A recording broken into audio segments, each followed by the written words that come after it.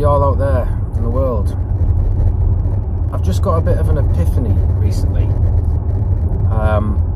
For the last 10 years, I've been chasing sort of a thing called passive income and leverage and things like that, which are great, and I'm still doing them, and I plan to still do them.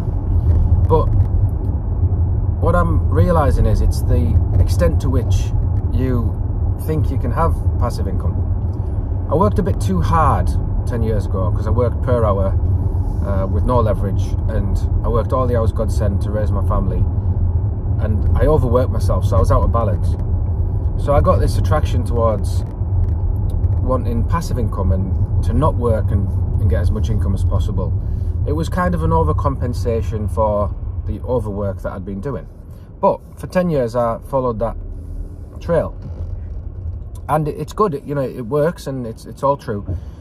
But I've got to almost a conclusion point whereby I've realised that life doesn't have its savour and zest if you don't have proper balance on all areas, including work.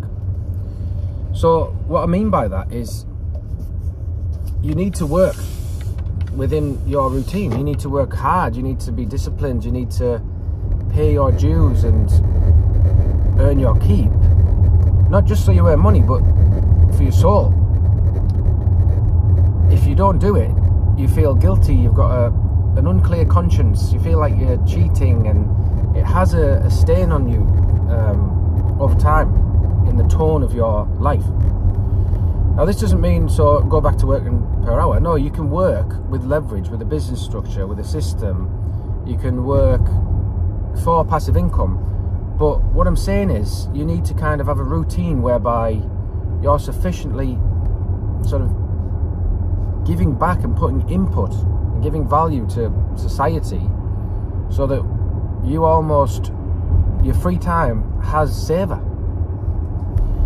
A couple of reasons I know this is when I was younger and I used to like consider work as something I didn't want to do, or even school and college and university, like when I feel like, oh, I'm gonna have to go there all week and I don't really want to. I used to love the weekends. They used to have so much savour. Like when the Friday came and I thought, thank goodness I don't have to do this anymore and I can have the weekend off. They were so amazing, them times, them weeks off, and that was because I'd paid my dues at work or college or whatever. And then when I've been doing this like passive income thing, when I don't do much, and I sort of had weeks where I've not done it that much work and sort of had a lot of days off and almost not cheated, but felt like I'd cheated work a bit because I had got away with not working a lot. I always felt when I was off like I wasn't fully off. I wasn't fully with the kids. I didn't have a clear conscience. I had a slight guilt, and it spoiled the downtime. So what I've realised is to have a full life, you need to have full application to work within a routine, not overworking, but not underworking. And that could be working with leverage, passive income, etc. You'll just get different outcomes, but at the end of the day, you know, the effect is the same. You work in the right amount for you and you have balance. And then your downtime has savour. It's something you make memories and you cherish, and you're fully committed and present in your downtime. You can't get presence by doing nothing all the time. You just get apathy and depression and listlessness and guilt and low self-esteem, and you know. So you fully apply yourself within a routine that works for you, whatever hours that is at work. You'll know where your boundary point is, and then you fully, by default, are present in your downtime, and you make incredible memories and great time with your family. And it's that balance, the yin and the yang, which actually creates the full life. Not doing or too much of one or too little of another. And also, you know, another thing I've come across during this process of revelation, really, and some may say like self-actualization or something like that, is the idea of not being kind of too ambitious and having pipe dreams and always wanting more, like in terms of you know, you want a goal, you get there, you think, oh, the Joneses are further than me, I want more, and then you get more, then you say, but I want more. That's a trap. That will not make you happy or fulfilled. The fulfillment comes from what I mentioned earlier, with the correct balance for you, with your application to work and your, by default, presence in your sort of personal life. Then you get happy and fulfilled, and whatever financial results or whatever, you know, value you give to society or rewards you get from that, that's what's right for you. But if you kind of set your goals too high, which I did, you know, just say I want to be the best businessman in the world or the best musician in the world, which it was for me at one point, you know, best songwriter, you kind of always feel like you can't get there because you might have pitched a goal, you know, too far ahead or too high for what's even realistic. And then no matter what you do, you don't feel like you make progress towards it. So then you always feel like you're not, the stuff you do is not rewarded, and it doesn't get you further towards your goal. It just feels like an abyss where you can put all the time in the world into it and you never get there. What that leads to is overworking, because you then feel like no matter how much work you do, it's not enough, so then you keep doing more. But then you also have low self-esteem because you don't feel like you've got control, but you also have a resentment for the wider society, other people, because you feel cheated, because whenever you put effort in, you don't get anything back, or you don't feel like you do because you've set your goals to either too high in general or just too far forward from where you are.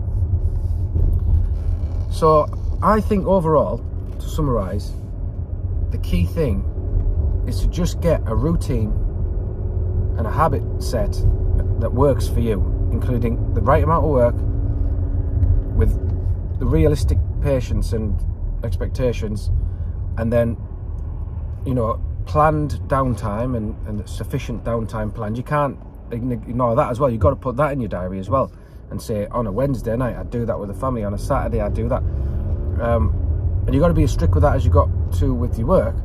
But as a result of taking care of both sides, the balance comes naturally, almost like you know, a weighing scales. You just take care of what's on each side and the middle finds itself, you know.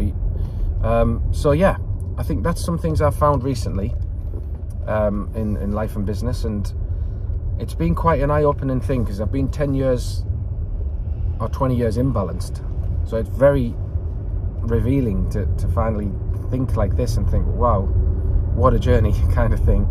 But overall, you know, what we really want is to feel like our life is worthwhile and feel like we're engaged in life. You know, that feeling when you're kind of running through a field with your kids or with your friends or a dog, and you just don't think, you're just engaged in life, and then that's a memory where you look back and think, that was good, I can't wait till tomorrow. Or even when you're in work and you're sort of working towards something and then you can't wait to finish, and then you finish and you go, them type of feelings are what life's about. Not kind of wanting more to keep up with the Joneses, or kind of, you know, feeling imbalanced or overworked or guilty, you know. So if I put this out and one person listens to it and gets anything from it, then that'll be worth it. But to be honest with you, I'm very grateful to God or whoever, you know. I believe in God in some my own way, and I'm just very grateful to, you know, the universe, if you like, and everything that I've seen this, because I feel like I'm going to use this for the rest of my life to help me to find more fulfillment in the time I've got left on earth. You know, it just feels like this is a very worthwhile lesson, and maybe all the years of struggle could arguably be worth it to finally know this, you know. So hopefully this helps someone. Have a great day. I'm off to the gym, and then I'm going to do a shift at work, and I'm not going to sort of see it as a bad thing. I'm going to know that if I can't wait to leave at the end, that means I've, you know, done a good thing towards having a balanced day, let's say. Peace.